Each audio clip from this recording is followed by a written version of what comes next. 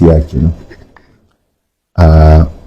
This will be our first dars in this mosque of Zayd ibn Haritha in Bombay district of this city of Kano, and may Allah protect and guard and bless this city of Kano and other cities of Islam as well, other Muslim cities. It was after Ramadan last year that on consultation with some students, it was decided that we would be holding a weekly dars on Tafseer in this mosque of Zayd ibn Haritha. But as Allah has decreed, we've been unable to start. So now, how many years? Almost 9. How many months? Almost 9 months. Yes, after Ramadan. The dars is going to be in the Tafseer of Al-Quran, and we are going to base it on the book of the Tafseer of At-Tasheel fi Ulum At-Tanzil. At-Tasheel fi Ulum At-Tanzil by the Spanish scholar, the scholar of Granada, Abul Qasim Muhammad ibn Ahmad ibn Muhammad ibn Juzay al-Ghirnaqi. He was a famous scholar of fiqh, of hadith, of Arabic language, and of tafsir, and of qira'at. And his book that is famous is Al-Qawanin al-Fiqhiyah. Al-Qawanin al-Fiqhiyah, and it is the book that we use for our dawrah in fiqh al-mu'amalat. When we did fiqh of commercial transactions, we based it on the book of Al-Qawanin al-Fiqhiyah, which is a summary of the madhab of Imam Malik, while highlighting the areas of differences between the madhab of Imam Malik and the Hanafi, Shafi'i and Hanbali madhabs. And it's a widely respected book. And his other book, which you have also read, is Tasheel al-Wusul ila Ilm al-Usul. You remember, it was a book which we read in Usul al-Fiqh. We read it, Tafseer al-Wusul, Tafseer al-Wusul ila Ilm al-Usul. We studied it with some students. He lived in the 8th century after Hijrah, and that is why his brief biography is in Ad-Durar al-Kamina fil A'yan al-Mi'at al-Thamaniya, the hidden diamonds of the noble personalities of the 800th year, that is the 8th century after Hijrah. He died in the year 741 after Hijrah. He died missing in battle. Yes, he died missing in battle. That is why he is regarded as a shaheed, as a martyr, during the battle of Tarifa. The battle of Tarifa is also called the battle of Rio Salado. Rio Salado. It was fought between King Alfonso of Portugal, Alfonso IV, and Alfonso the 11th of Castile. The two of them, the two kings, they joined to fight Al-Amir King Abul Hassan Ali of the Marinid dynasty. who were in Morocco and who was able to capture Jabal Tariq, Gibraltar. You know, Gibraltar is at the tip of the Iberian Peninsula that separates it from Africa. The tiny passage, Gibraltar, is the nearest point between Europe and Africa. So the Moroccan rulers, the Marinids, they captured Gibraltar, and the Amir of Granada, Yusuf, at that time, he sought the help of the Mariniyun from Maghrib to come and help him against the Crusaders. At that time, you know, the Iberian Peninsula was about to fall to the Catholic kings. And they fought the battle, and it was in that battle that Al-Imam ibn Juzay was declared missing in battle. So it's not clear whether he was declared missing in battle, so that is why he's regarded as a shaheed, as a martyr. His body was never found. And he was instrumental in the battle because he was given the khutbah to encourage people to go and fight. Fisabilillah. So he was from Granada. Granada is still you hear Granada, in Spain. Yes, but in Arabic it's called Al-Girnata. So he was called Al-Girnati, Al-Kalbi, Al-Girnati. He is from there, even though he's from originally, he has Arabic roots.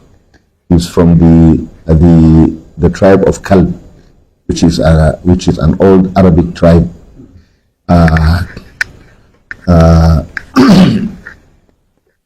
An old Arabic tribe. I think they are Najdi or Yemeni, I'm not sure, but they are not Hijazi, they are not Mudar.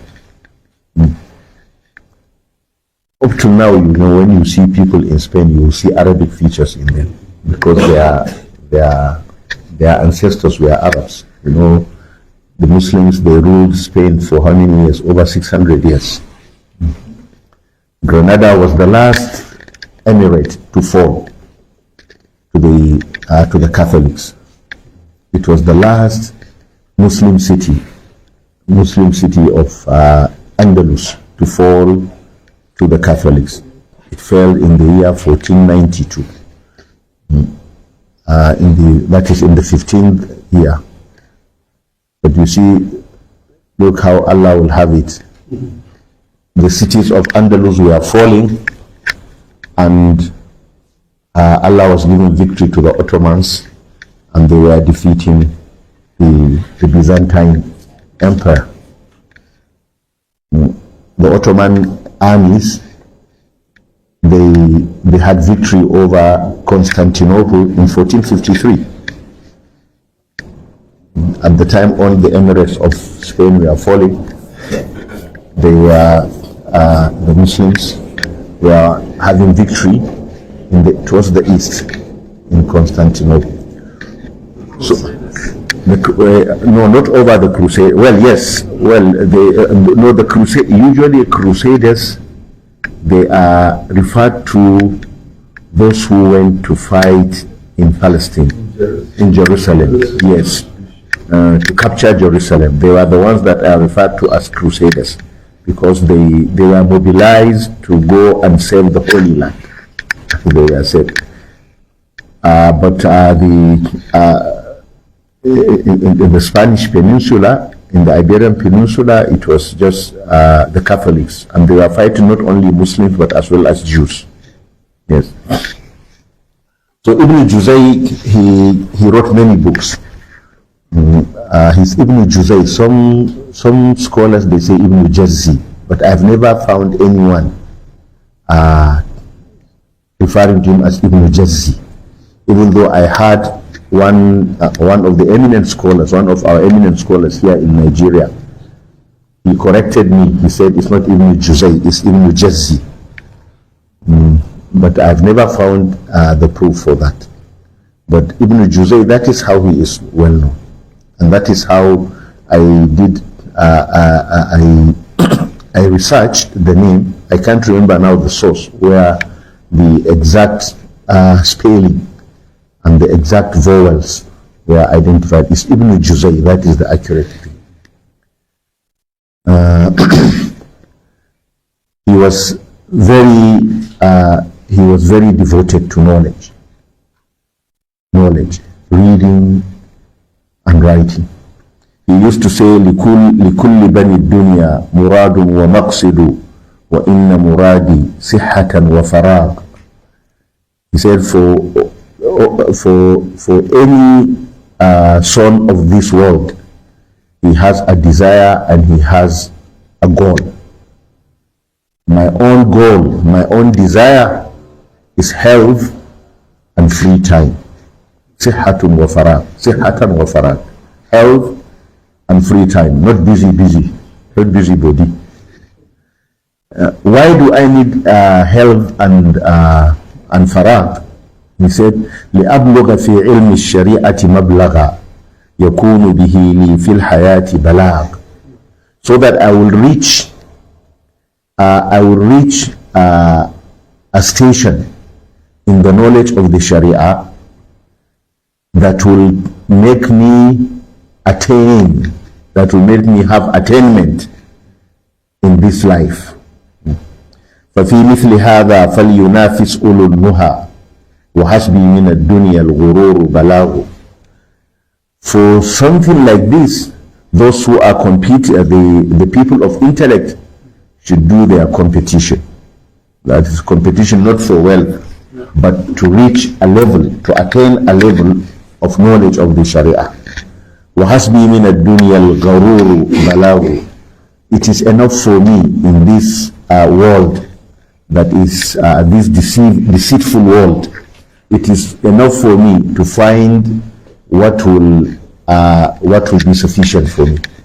As you see, he doesn't want to gather the world. Al-Balag, just what will be enough for me to keep on traveling. ففي مثلها فما العيش إلا في نعيم مؤبد به العيش وعد والشراب يصاب.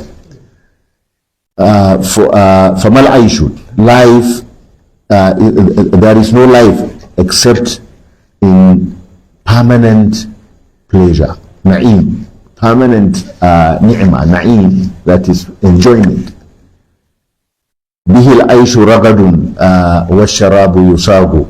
In that life is full of plenty, and the drinks, it's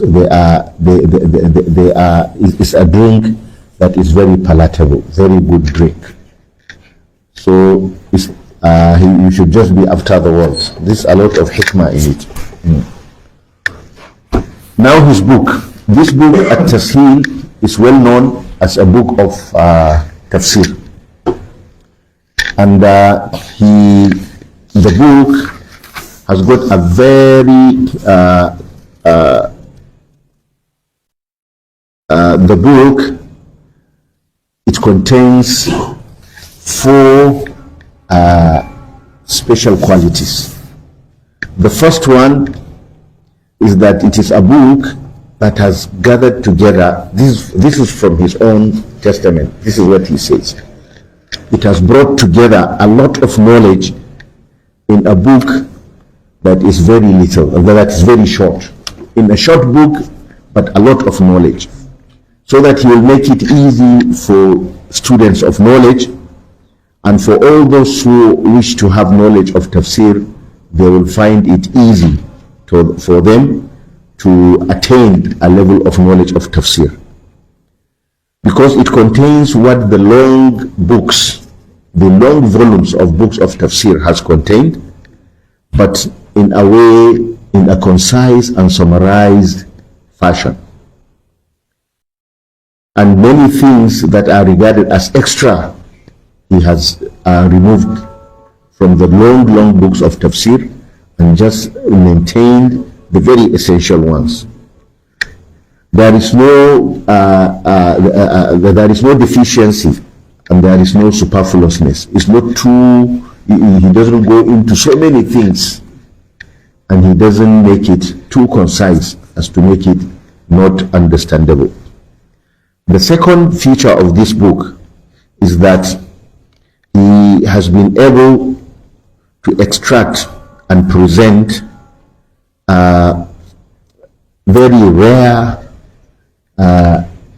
rare points of knowledge that is very hard for you to find in other books.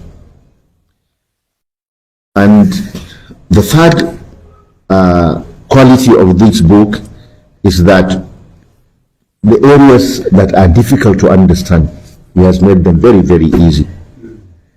And the last one is that he's been able to critically look at the statements of the ulama of tafsir. Whatever they say is not all that the ulama of tafsir they say is right. There is what is right and there is what is not right. So he has been able to sieve through to arrive at what is the nearest to what is correct. And he gave the book this name, At-Tasheel li-Ulum At-Tasheel. That is making At-Tasheel, that is making it easy to attain the knowledges of Al-Quran. So in that, because of that, he made Al-Muqaddimah, he made a very long introduction. Very long introduction. And this introduction is itself a book of knowledge in the field of knowledge of the Quran, Ulum al-Quran. So it's like a subject of Ulum al-Quran, which he has made the introduction to this tafsir. Or you could call it Ulum al-Tafsir, the knowledge of tafsir or knowledge of Quran. We will not be able to go through this because it is indeed very, very long. But I hope in a kind of what we'll call a workshop, or like we take some days in a week, when inshallah we'll have like 3-4 days, we'll just make a summary of this introduction and then present it. But